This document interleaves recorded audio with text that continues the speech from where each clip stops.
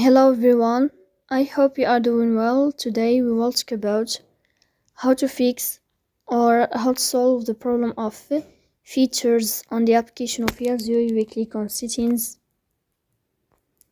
In this page we click on apps, default apps, app settings. Here in this page you will search about the application of Yazio and you will enter. Then we click on first stop and we click OK.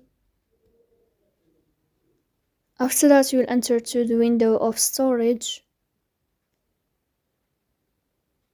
Here we click on clear cache.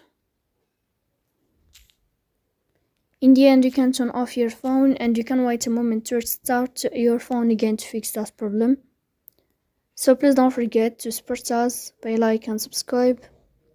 See you next time and thank you for your watching.